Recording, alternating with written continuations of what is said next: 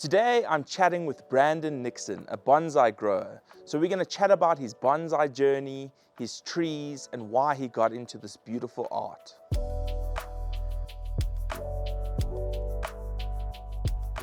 Good day everyone, and welcome back to the channel. So today I've got a special guest. His name is Branden Nixon, and he's just going to share his journey of how he got into bonsai. He's got such cool things, planned for the future. And I've been really excited for this interview. So enjoy the chat we're going to have. So yeah, Branden, do you want to just share with us, how did you get into bonsai? I think everyone would love to know that. Well, first of all, welcome to my home. I hope you enjoy viewing my trees. Well, first of all, I started probably when I was about 11. My stepfather was into his bonsai, and unfortunately he got a stroke, and I had to learn how to do bonsai in a very short period of time. Wow. And managed to help maintain the trees. And then, he passed away. I inherited a few of his trees, and then slowly grew out of it. Life moved on and went into the mining industry. Okay. And then, pretty much did that for a few years, and then got back into South Africa, and decided to get back into bonsai again. Cool, man. So you're originally from the South Coast? Yes, I'm from Natal. Okay. And moved up to Joburg after I was staying out in Malawi. Okay. And it's cool, man. Been a journey, eh? Yeah. And what's it like growing bonsai, compared to growing it in Natal and growing it in Johannesburg now? Well, Natal's got a lot of humidity, so the deciduous trees don't really do very well there. Okay. But Joburg's got an ideal climate for most varieties of trees, and you get that cold winter, which is good for some of the deciduous trees, and you get a good spring flush through with those trees, eh? Cool, man. And it's so cool that you're keeping that legacy going. Was there a specific tree moment that made you, fall in love with bonsai? Yeah, I just love trees in general. Yeah. I do landscaping, so it's something I enjoy doing. But there's something about a nice olive, or when the tree is set right. As they say, the beauty comes with age. So the older the tree, the more beautiful it looks. And of course. aesthetic, if only that was for humans. If only beauty came with age for humans. Sure. Awesome. So you mentioned that you actually into landscaping and so on, which is really cool. You must reach out to him if you need some cool landscape projects if you're in Johannesburg. So I'm guessing you started with landscaping rather than bonsai. Well, put it this way, bonsai was more for hobby, something I enjoy doing. It's not something, I was doing for finances or anything like that. It's hard to let go of something you've created or that you've put time in. So, and some people don't, how can I say, they don't appreciate that time. And you can't really put a price on time. For sure. But still, we carry on, and we do the hobby for what it is, it's like trying to evaluate the price of a bonsai. It's just never easy. Yeah, because it's a piece of art. It's that time that goes into it, and if you haven't done bonsai, you would never know. This is what, it. And what's it's between you and the buyer as well. So, but for me, it's just been purely a hobby, which I'm hoping to broaden in a few years' time. Cool. I have built up quite a collection. I do have a growing tunnel, so hopefully in the next few years you'll see more of me. So, I think we will.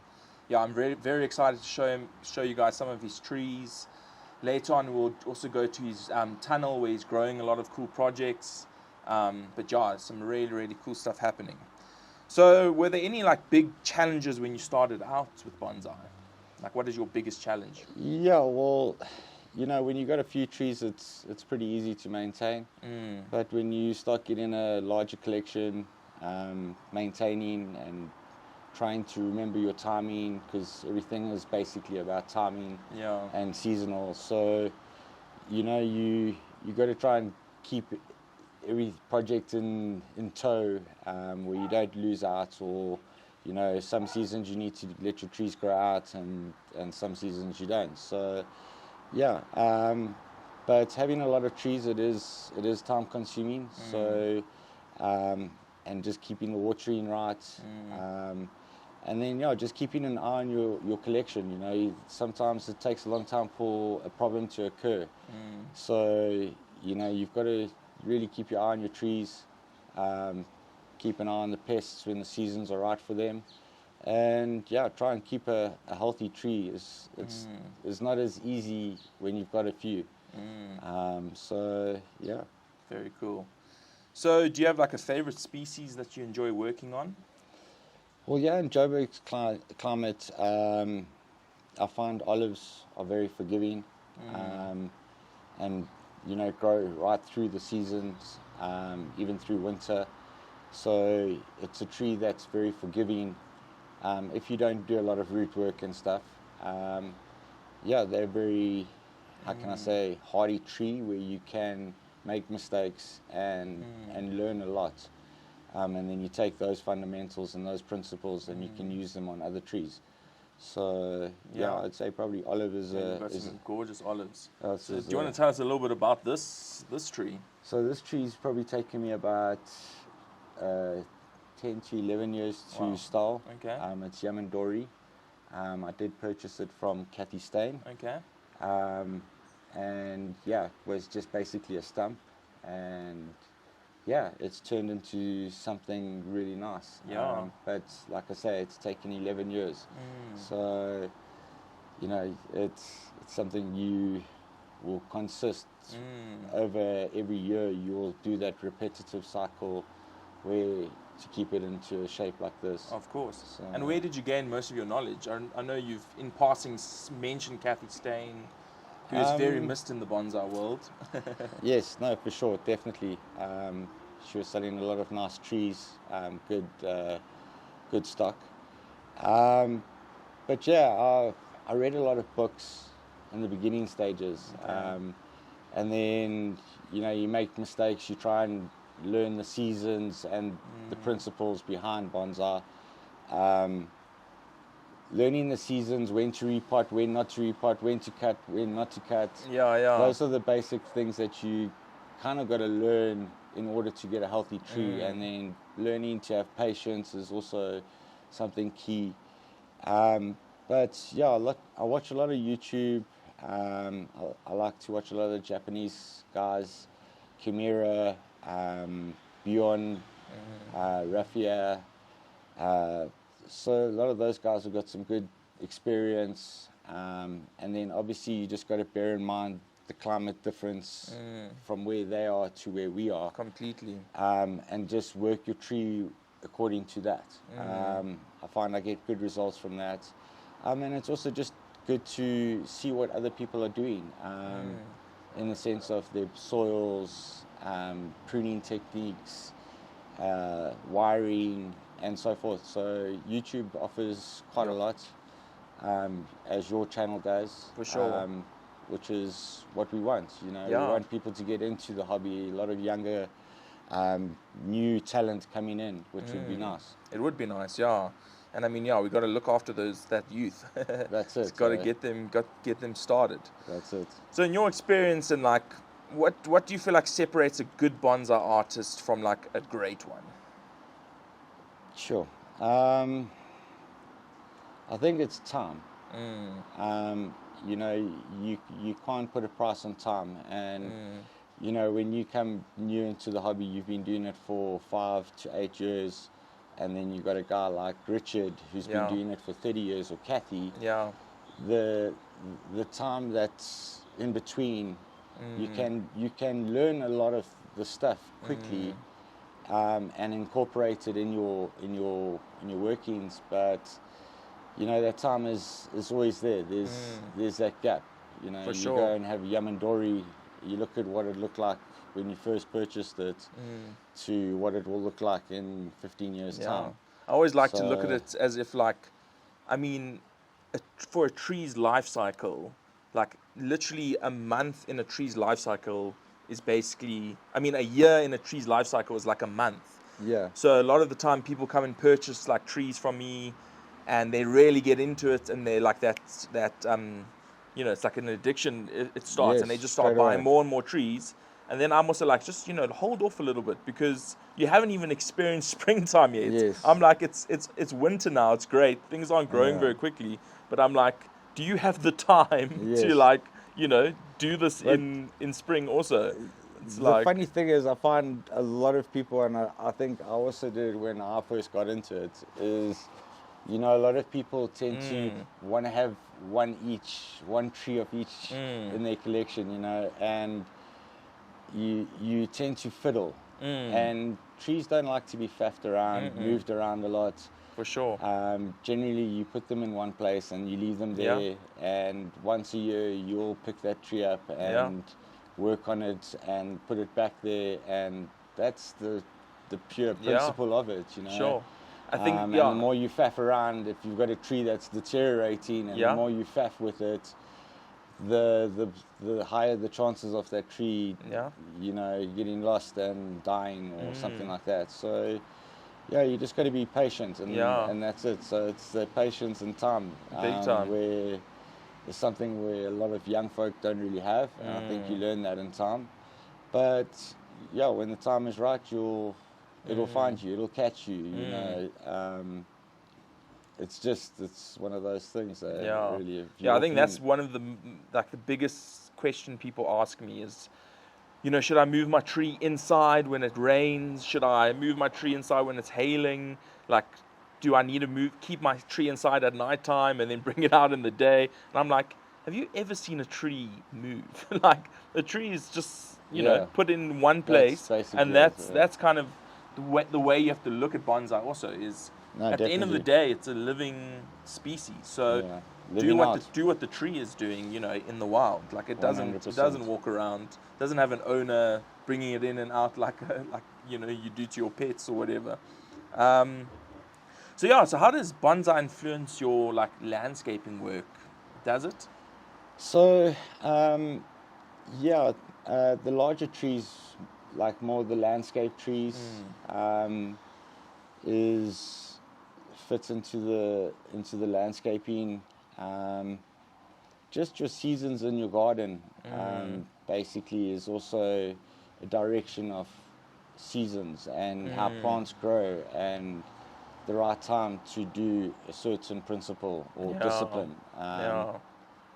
So I do a lot of the larger trees, the larger specimens in the landscapes and stuff. More on the, how can I say, cleaner surfaces. But generally most people, it's garden cleanups and, you know, cutting trees at the right time of the year. If there's problems with pests and stuff, knowing how to treat them. And getting your garden tip-top, you know. Same thing with keeping a healthy bonsai. Making sure you're repotting at the right time. And not faffing around too much. Do the principle, do the discipline, and let it be. So we all know that gardens can be quite an expensive thing. You know, you can get, you know, affordable gardens, you can get gardens that are next level. But if budget wasn't a problem, what would your dream landscape project look like? Sure. That's quite a hard question. Never really thought of it. I mean, if budget wasn't a problem, you could have an ocean in your garden. Well, that's it. So I think more for terrarium forest. Okay, cool. With orchids and staghorns and stuff like that. Okay. But I think you got to really work towards the climate. So you know, where you stay, that's kind of like where you fit your garden around, and what works and what doesn't work. You know, otherwise you're going to be spending a lot of money. Experimenting and But like they say, Rome wasn't built in a day, and neither was a garden. So for sure. A garden is like a good investment.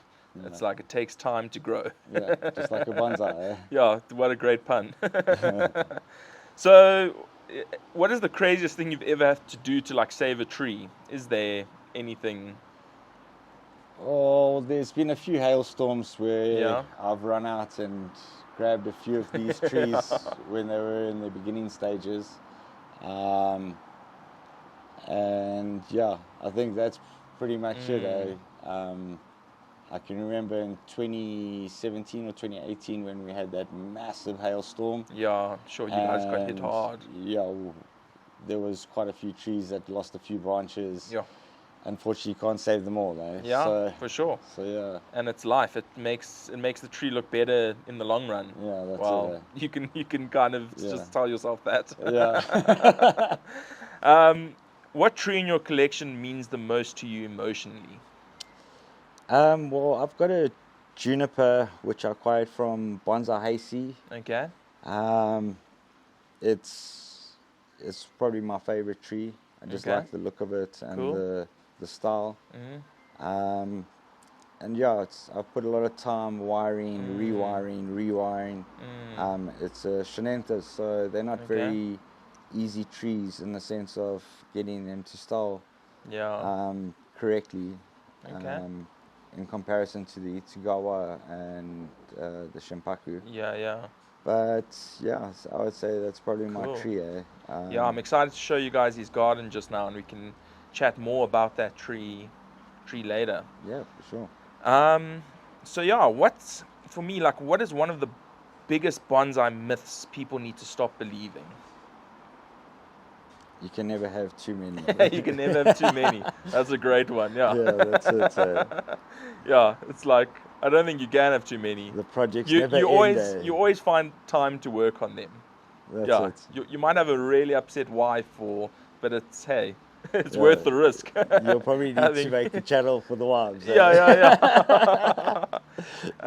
So, what's one beginner mistake almost everyone makes? I would say most people get too excited and they want to do too much too soon. Buying a tree and then repotting it, and then repotting it again because they Yeah. didn't like the pot. Really stressing the tree out too soon in its life. The younger trees tend to be a little bit more fragile than the older specimens. So for me, it's like you rush into to what you want to do, and you're not thinking of the tree itself, basically. So, if you're a beginner, this is some really good advice. Yeah. I think that is such a big thing, with bonsais. Just don't rush it. Yeah, Just and then just let it obviously be. getting some experience, or in the sense of some knowledge. What soil to use. Yeah. Read up a bit on the specimen of tree you have, Yeah. and best time when to do something. For sure. So I always like to end off on this question, but now there's a fire and your house is burning down, your garden is burning down. Which tree, and we'll show you later when we do the garden walkthrough, which tree would you take? If you had to take, you only had time to take one tree.